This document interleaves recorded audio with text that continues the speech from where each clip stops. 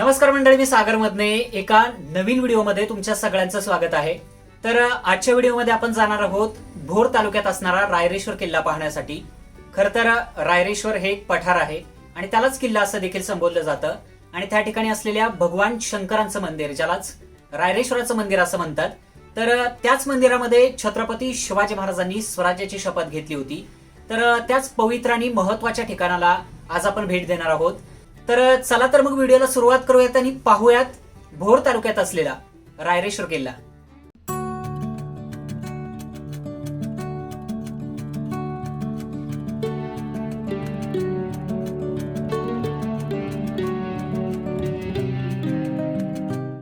छत्रपती शिवाजी महाराजांनी जिथे स्वराज्याची शपथ घेतली त्या रायरेश्वर किल्ल्यावर जाण्यासाठी आपल्याला पुणे जिल्ह्यातील भोर शहरात यावे लागते।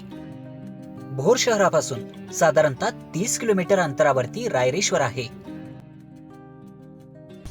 मित्रांनो, आता मी रायरेश्वर किल्ल्याच्या पायथ्याशी आलेलो आहे। खरं तर हा जो रस्ता तुम्ही पाहताय, जो थेट वळणावळणानं रायरेश्वरचं जे पठार आहे त्या पठारापर्यंत जातो। म्हणजे तुमच्या जर 4 व्हीलर असतील किंवा 2 व्हीलर असतील तर त्या घेऊन तुम्ही थेट रायरेश्वरच्या पठारापर्यंत पोहोचू शकता। तर आता माझ्यासोबत आहे माझा मित्र प्रदीप पवार, जो सध्या कॅमेराच्या पाठीमागे आहे, आणि आम्ही दोघं जण आज रायरेश्वरचा हा व्हिडिओ तयार करत आहोत। तर तुम्हाला दाखवणार आहोत छत्रपती शिवाजी महाराजांनी वयाच्या 15व्या ते 16व्या वर्षी जिथे स्वराज्याची शपथ घेतली होती ती पवित्र अशी स्वराज्यभूमी रायरेश्वर कशी आहे ते तुम्हाला आज या व्हिडिओच्या माध्यमातून पाहायला मिळेल। तर चला तर मग आता आम्ही या रस्त्यानं थेट रायरेश्वरच्या पठारावरती जाणार आहोत आणि तिथे गेल्यानंतर आता आपण भेटूयात। चला तर मग।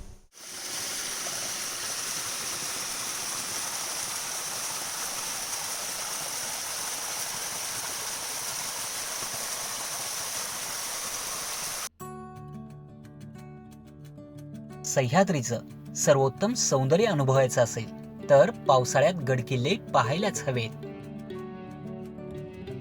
रायरेश्वर पठारावर जाताना इथे पार्किंगची सोय आहे।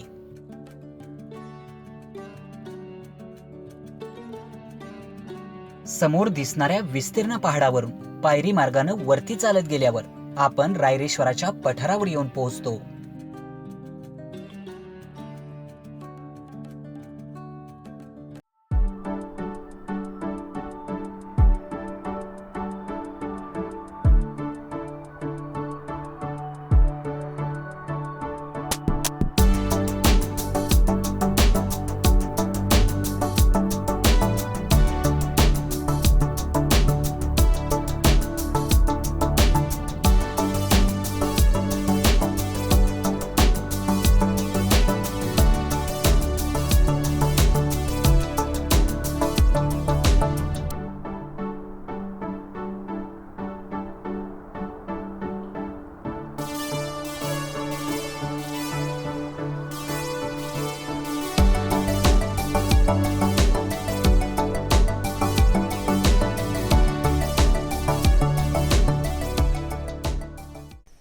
जवळपास 2 वर्षानंतर रायरेश्वरावरती आलोय। म्हणजे याच्या अगोदर 2019 साली रायरेश्वरला आलो होतो, ज्यावेळी रायरेश्वर युवा प्रतिष्ठाननं छत्रपती शिवाजी महाराजांच्या स्वराज्य शपथविधी सोहळ्याचा एक कार्यक्रम घेतला होता। म्हणजे जिथे आपण मगाशी गाडी पार्क केली त्या ठिकाणी तो कार्यक्रम होता। आणि त्यानंतर कोरोना सुरू झाला आणि नंतर जवळपास 2 वर्ष कुठेच जाता आलं नाही।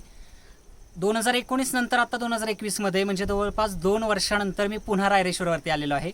तर माझ्या पाठीमागे ज्या लोखंडी पायऱ्या तुम्ही पाहताय, इथून वरती चढणं फार अवघड होतं आणि त्यामुळे या पायऱ्या बांधलेल्या आहेत। तर आता या पायऱ्या चढून आपण वरती जाणार आहोत पठारावरती आणि त्यानंतर मग आपण रायरेश्वराचं मंदिर पाहणार आहोत। चला तर मग।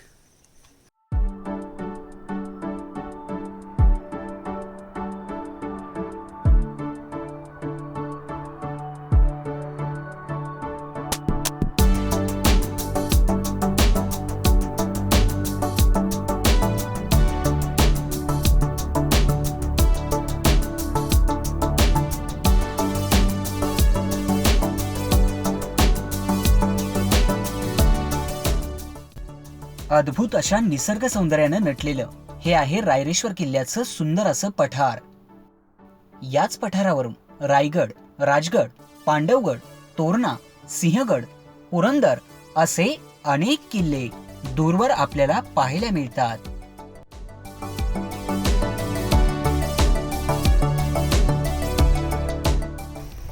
मित्रांनो, रायरेश्वरच्या पठारावरती आल्यानंतर आपल्याला फक्त दोनच प्रकारचे आवाज ऐकायला मिळतात. एक तर वाऱ्याचा आवाज आणि दुसरा म्हणजे पाण्याचा आवाज. या पलीकडे तिसऱ्या प्रकारचा कुठलाही आवाज आपल्याला ऐकायला मिळत नाही, कारण इथं सगळं सुनसान आहे पठारावरती आणि खूप लांब लांबपर्यंत तुम्हाला माणसं पाहायला मिळणार नाहीत. म्हणजे जे शिवभक्त असतील ते किल्ल्याला भेट देण्यासाठी येतात तेच फक्त आपल्याला पाहायला मिळतील. आणि काही स्थानिक ग्रामस्थ असतील जे की त्यांची गुरं चारण्यासाठी या पठारावरती आलेले आहेत, तर बाकी कोणी आपल्याला इथं पाहायला मिळणार नाही. आणि खूप सुंदर असा निसर्ग आहे. माझ्यासोबत माझा मित्र प्रदीप पवार पाठीमागे. आणि इथं तुम्ही पाहू शकता की बरीचशी अशी झाडं आहेत जी फक्त तुम्हाला इथेच पाहायला मिळतील. कर्दळीची वगैरे झाडं आहेत, जी आपल्याकडं लाल फुलांची झाडं असतात ती इथं पांढऱ्या फुलांच्या कर्दळी आपल्याला पाहायला मिळतील. तर हा सगळा व्ह्यू तुम्ही पाठीमागे पाहताय रायरेश्वरचा. तर आता आपण मंदिरात जाणार आहोत. चला तर मग.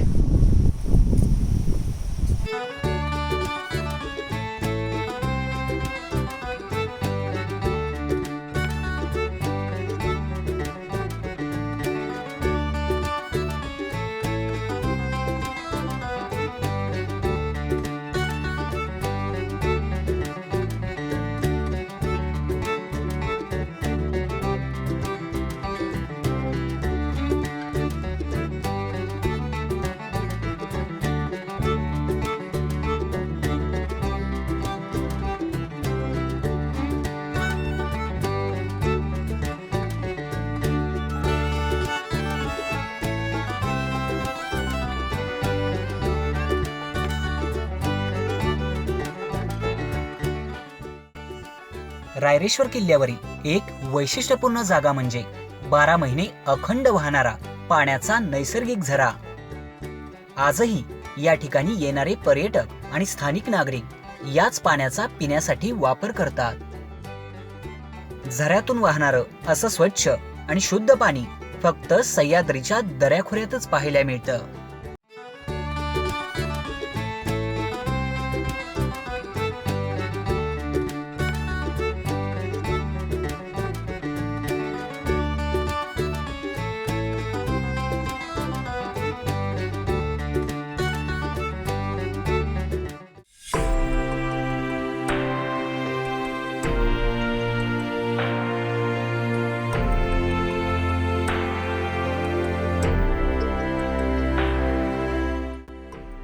हे आहे रायरेश्वर पठारावरील पांडवकालीन रायरेश्वराचं मंदिर.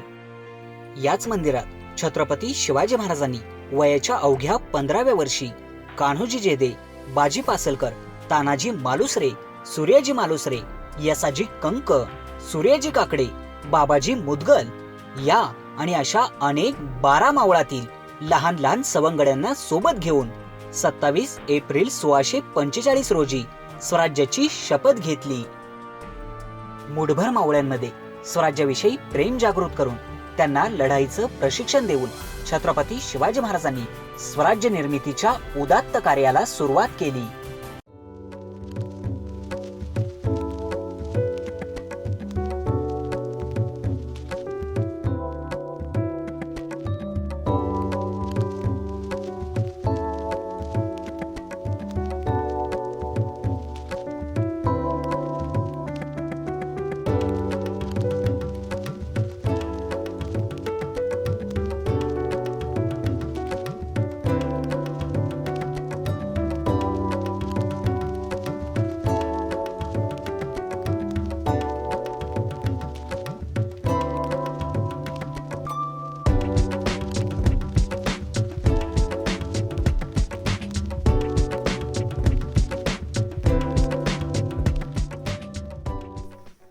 मित्रांनो, हेच ते रायरेश्वराचं मंदिर आहे जिथे छत्रपती शिवाजी महाराजांनी आपल्या सगळ्या सवंगड्यांना सोबत घेऊन स्वराज्याची शपथ घेतली होती.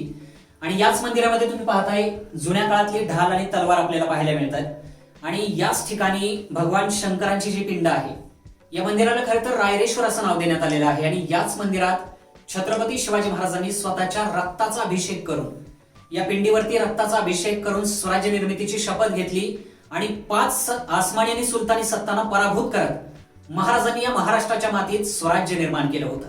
तर फार पवित्र असं हे ठिकाण आहे. आणि याच ठिकाणी आम्ही सगळेजण महाराजांना आणि त्यांच्या सबंध मावळ्यांना त्यांचं स्मरण करत नतमस्तक होत आहे.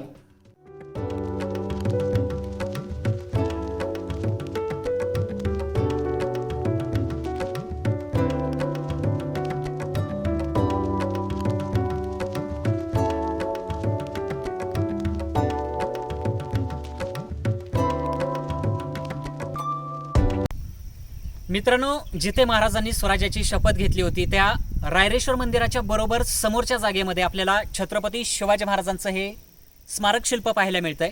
खरं तर रायरेश्वरावरती आल्यानंतर जे काही सामाजिक किंवा ऐतिहासिक कार्यक्रम होतात ते सगळे याच परिसरामध्ये होतात आणि शिवजयंती सुद्धा खूप मोठ्या प्रमाणामध्ये या ठिकाणी साजरी होते, खूप उत्साहात साजरी होते. तर छत्रपती शिवाजी महाराजांचं हे स्मारक आहे. खरं तर इथे आल्यानंतर आपण प्रत्येकानं महाराजांना आधी वंदन करायला हवं.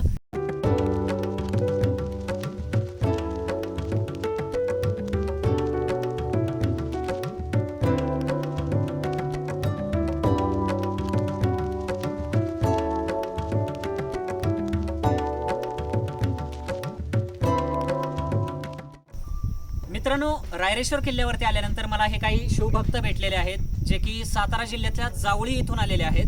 त्यांचं खरं तर एक सोशल ग्रुप आहे जे की सोशल वर्क करतात त्या ग्रुपच्या माध्यमातून. आणि आज रायरेश्वरवरती येण्याचं कारण असं की महाराजांच्या ज्या ठिकाणी त्यांनी स्वराज्याची शपथ घेतली त्या ठिकाणाचं दर्शन सुद्धा घेणार होते आणि सोबतच वृक्षारोपण या ठिकाणी करायचं या एका चांगल्या उद्देशाने ते इथपर्यंत आलेले आहेत. तर मला वाटतं की प्रत्येक शिवभक्तानं गडकिल्ल्यांवरती गेल्यानंतर असा काहीतरी चांगला उपक्रम राबवला पाहिजे. तर तुम्हा सगळ्यांना खूप खूप शुभेच्छा या कार्यासाठी.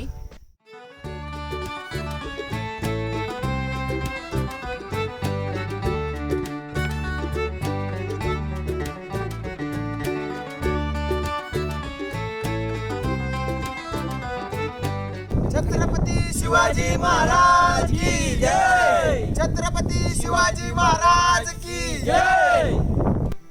मित्रांनो, रायरेश्वराच्या मंदिरामध्ये आम्ही दर्शनासाठी आलो, म्हणजे इथलं शूटिंग सुद्धा आम्हाला करायचं होतं. परंतु इथे आल्यानंतर आम्हाला समजलं की मंदिर बंद आहे. बराच वेळा मी इथं आजूबाजूला जो बाकीचा निसर्ग आहे तो पाहत होतो, परंतु इथं हे जे दोन मित्र आहेत ते स्थानिक आहेत इथलेच, संदीप आणि रोशन, आणि यांच्यामुळे आम्हाला मंदिराची चावी उपलब्ध होऊ शकली. आणि म्हणूनच आम्हाला मंदिरात जिथे छत्रपती शिवाजी महाराजांनी स्वराज्याची शपथ घेतली त्या पवित्र अशा पिंडीचं दर्शन घेता आलं. आणि व्हिडिओच्या माध्यमातून तुम्हाला सगळ्यांना देखील आम्हाला हा सगळा परिसर आणि हे पवित्र ठिकाण तुम्हाला दाखवता आलं. त्यामुळे आपल्या सगळ्यांच्या वतीनं या दोघाही मित्रांना, शिवभक्तांना खूप खूप धन्यवाद की यांच्यामुळं आपल्याला मंदिरात आत प्रवेश करता आला.